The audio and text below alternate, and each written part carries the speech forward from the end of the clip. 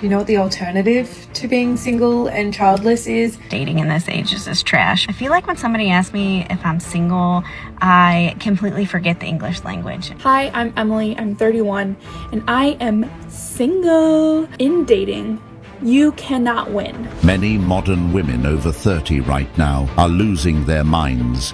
Dating just isn't working. I'm 31, I'm single, I live by myself, and I spend a majority of my time at home with my 2 dogs. Men have become bored with women. What's it like being single and dating in your 30s? Being single in your 30s can honestly make you feel like a second round. At the end of the day, it's modern women who messed up dating.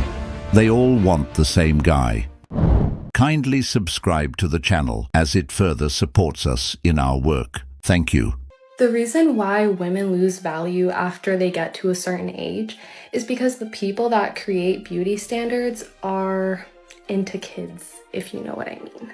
So don't worry about getting older. Don't worry about wrinkles. Don't worry about aging. You actually get more beautiful as you get older, and you actually get more options as you get older, not less. Shut up, bitch! I'm 31, I'm single, I live by myself, and I spend a majority of my time at home with my 2 dogs. Today is New Year's Day. We have it off from work and we're gonna go snowboarding because it's okay to do things by yourself even if you're scared.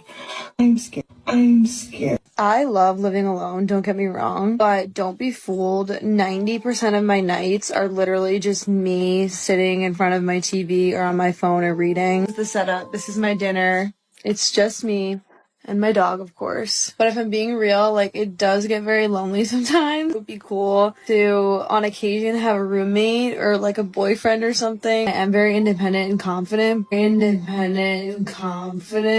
Yeah, a majority of modern women find themselves in this predicament. Get in their 30s, then realize that they actually need a man. They start feeling lonely, craving intimacy. The late-night parties don't hit the same anymore, and the so-called independent boss babe lifestyle starts to feel hollow. At the end of the day, they have no one to blame but themselves. This is what happens when you prioritize temporary thrills over long-term value, when you confuse independence with isolation, when you trade commitment for attention. Time always tells the truth, whether you're ready to hear it or not. Now look at this woman, alone with 2 cats, struggling to find a man. This is honestly where the so-called independent lifestyle will lead most women. Well, she did say she was independent and confident. Guess she forgot to mention she'd be independent and confident by herself. I know this might seem a little harsh, but... But what? I'm sure it will be nothing if not riveting. Men should have to start in jail and then earn their way to freedom. Now, what type of person would preemptively judge an entire population based on the actions of some members of that population? I'll give everyone a minute to think about it. That's right, a bigot. Guys, just a quick one. Are we all using ChatGPT as our dating coaches, or is it just me? Why do women have expiry dates? Now, what do I mean by that? Well, basically, I feel like women have expiry dates as opposed to men. So obviously we're children, we grow up, we have children ourselves, and then all of a sudden we have an expiry date where we can't have children anymore. Men don't have anything like that. Men can go and have children like at the age of like, I don't know, like 90 if they wanted to. They've got no expiry dates. Why do we have expiry dates? I know like not everyone has children, which is fine. Like, you know, it's their choice or unfortunately it's not, which is a shame. But we still have an expiry date on our heads. We have to do everything that we need to do within a certain amount of time. Otherwise it's too late. How is that fair? But why is that the case? Why can't we go on and produce for as long as we want? Why do we have to fit everything in within a certain limit? Or if at the very least that we have an expiry date, I think men should have one too. Well, unfortunately for you, madam, men do not have an expiration date. Men and women aren't judged on the same things, and that's not patriarchy, it's biology. Women have a certain amount of time because their value, especially in the dating market, is closely tied to youth, beauty, and fertility. Men, on the other hand, are judged more on status, resources, confidence, and character. things that typically grow with age. A man in his 30s or 40s can still build, still attract younger women, still improve himself and be seen as desirable. But a woman in her late 30s trying to rewind the clock, chasing the same attention she once got in her 20s. That's a tough reality to face. The same men she once rejected now have better options, and she's left competing in a game she thought she'd always win. Biology doesn't care about your career, your degrees, or your Instagram followers. Time is not on your side. And the sad part is, most modern women only realize this when it's too late. Yeah, 27, time to sell. 30, 50% off. Over 35 on clearance. 40, outlet. 50, Goodwill, Salvation on. Single women in your 30s, it's cuffing season and I need to give you some cold hard facts. If you're ready to be in a committed relationship with a man, you need to work smarter, not harder. I dated for 4 years and had some fun experiences, but when I was ready to find real commitment, I changed my dating parameters and it was so much more worth my time. Number 1, only dating men over 35. I live in New York City. I was dating men who live in New York City. And let's just be real, a lot of them aren't ready to settle down until they're over the age of 35. They either have career goals they're trying to meet or they're still just out there having fun. But when I started only saying yes to dates with men over 35, the quality was so much better. Number 2, only dating men who owned a home. This could be they own their apartment in the city or they own an investment property somewhere else. If a man has purchased property, it shows commitment, it shows financial stability, and it shows future planning. If he's making these kinds of decisions for his future, he's probably ready for a serious relationship. Now, why would a man who's out here making smart financial decisions, buying properties, building wealth, and setting himself up for generational success, suddenly settle down with a woman who's been with everybody? Make it make sense. It's always fascinating how women tell on themselves without even realizing it. She says she's dated for 4 years and had some fun experiences. What does that really mean? Translation: she was out there chasing the excitement, entertaining the bad boys, getting flown out, partying, and running through meaningless situationships. And now that she's tired, now that the players have moved on or ghosted her, now that the attention has slowed down, she suddenly wants something serious. Now she's looking for the guy she once called boring, the man with discipline, the man with vision, the man who stayed focused while she was out there having fun. This is the cycle many women are following. Have fun now, then try to date seriously later. If you're paying for my fucking dinner, I'm sucking the fucking soul out of you. I don't think there's any guys complaining about this one. But just so you know, for a lot of men, a thank you is plenty. Honestly, yeah, it is that hard. I almost never see a man out in the wild and initially find him hot. It's a big part of why we don't approach you guys and initiate. It's also why whenever men show me a picture of their love interest, they're like, here's what she looks like. And every woman that's ever shown me a picture of a potential love interest has said, he looks way better in real life. If you just really listen to us and try to understand us, you're going to notice that everything is making perfect sense and it's all going to start clicking. No! Okay, I am the problem. I went on a date with this guy and he was like, it's getting late. Do you want to come back to my place? And I was like, sure, but I'm not going to sleep with you. Like, that's not happening. And he was like, that's totally fine. Just come over.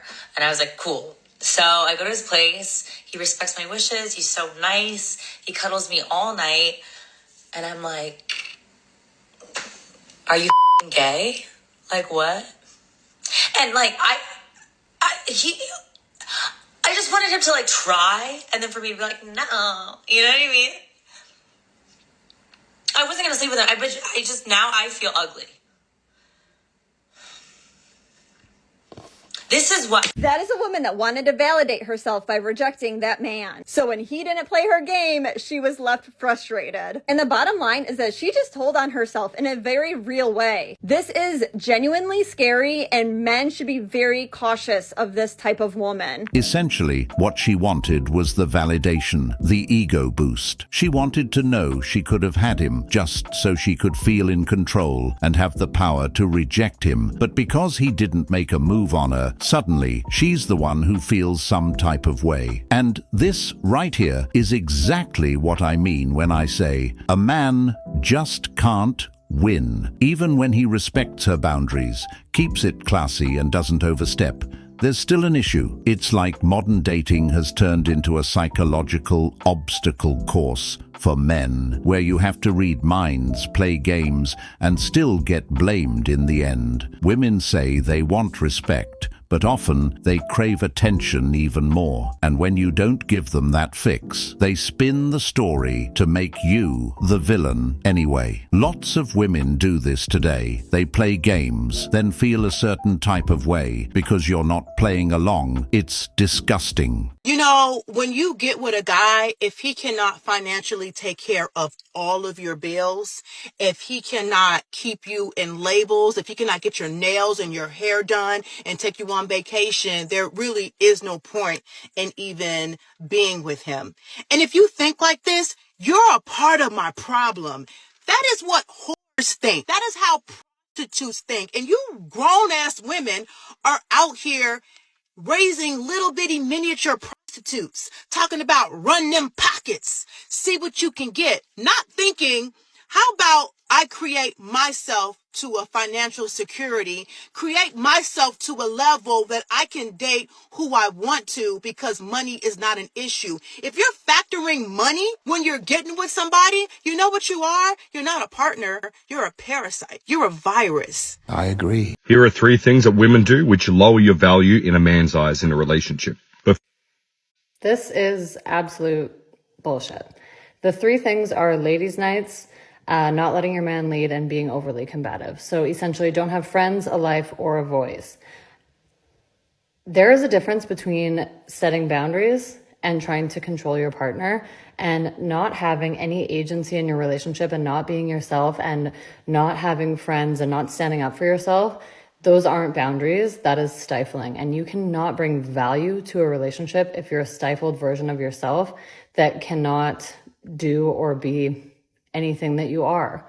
So do not think about how to provide value to your partner. Think about how to create a mutually beneficial relationship. If you're being suppressed and stifled, it's not good for anyone. And so if you have a partner that wants this type of thing, get out of there. No, ma'am. That man is absolutely correct. A woman constantly going out for ladies' nights, being combative, and refusing to let him lead does lower her value in his eyes. And no, it's not controlling. It's called standards. A high-value man doesn't want to come home to someone who's constantly in the streets, chasing attention or acting like she's in competition with him. He's not looking for a party girl, a debate partner, or someone trying to wear the pants in the relationship. He's looking for peace, partnership, and femininity. When a man leads, it doesn't mean he's trying to dominate. It means he's willing to take responsibility, make decisions, and provide structure. But if she's too busy arguing, undermining, or refusing to follow his lead, she's showing she's not ready for the very thing she claims she wants, a real man. The truth is, submission isn't weakness, it's trust. You would have told me you did like OnlyFans before we went on the date, because like I just really can't agree with that, you know? Like, how am I gonna want to date somebody if they're just like putting their body online, you know? Like, I feel like it's not that deep. I mean, that might be what you think, but like in the future, like it's gonna really affect you. So, alright, whatever.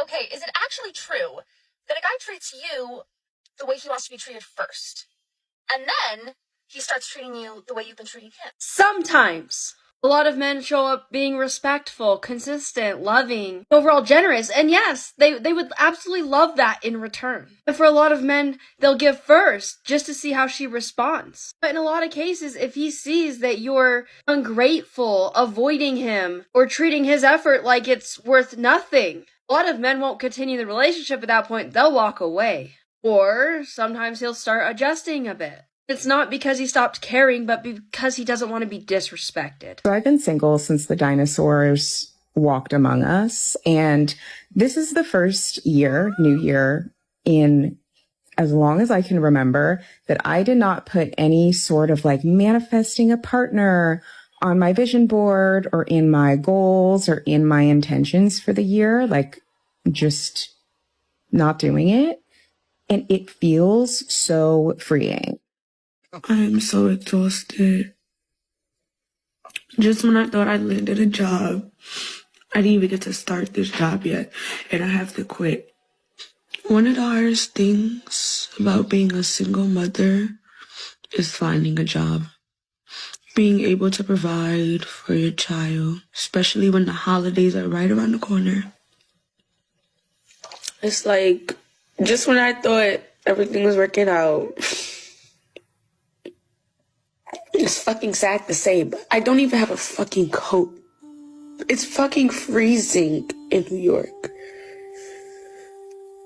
Oh, I hate this so freaking bad. If you got a job hiring in the New York City area, preferably Brooklyn, please let me know. I don't even know what to do anymore. I'm trying with the TikTok thing. I'm learning that the hardest thing about being single is needing two incomes to survive in this economy. Living off one income is impossible. And so with that said, if anybody with two jobs is looking for a partner, let me know.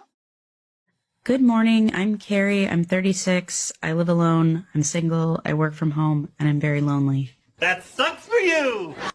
There is a severe issue going on in LA, and it's called Peter Pan syndrome, and it's affecting 4 out of 5 male species. I am noticing that these boys want to be on Foreverland, Nowhere Land, wherever the fuck it is in Peter Pan that they go. And getting into a relationship is the equivalent of pairing up with Captain Hook, and they're going to drown in sorrow for the rest of their life if they are committed. This commitment, they can't do it. They're committed to their work. They're committed to the gym. They're committed to their friends. They're committed to not dating. It's like you hate commitment so much. Yeah, I've never seen people so committed to the things that they saying are so important that they can't get into a relationship. Like, what's a relationship? Find someone who you have similar interests with. You pair up, say, these are our goals. Do they align? Yes, no. If they do, why don't you guys just tackle the goals together? I bet you if you had a girl on your team, you would get there way quicker. But no, they have to be all high and mighty. I'm forever young. I'm forever single. Like, just grow the fuck up, especially if you're in your 30s. Like, if you're in your 30s and you're saying, like, oh, I can't commit. Like, I actually am sending you healing powers, healing vibes. You need it. And I pray you get it. And I pray you get it from me as well. Because, like, I'm all in my baddie era too. Don't worry, I'm focusing on myself. But, like, let's team up. I'm down for, like, someone to do the mathematics. I'll do, like, all the face. You do, like, the backhand stuff. Like, why? I just don't see the issue here. You know, when the whole 50-50 thing came out, many women were against it. They mocked the idea, saying a real man should pay for everything. It was all about, I'm the prize. I deserve to be taken care of. And I'm not going half with no man. But now that it's getting harder for many of them to live off one income, suddenly some of them don't mind going half. Funny how reality humbles people. The same women who once swore they'd never split bills are now rethinking everything. Not because they've had a change of heart, but because they can't keep up with the cost of living. And here's the crazy part. These women are only seeking men now because they're in need of help. Not because they're looking to build, grow, or pour into someone's life. It's not about love, it's about relief. They don't want a man to share life with. They want a lifeline.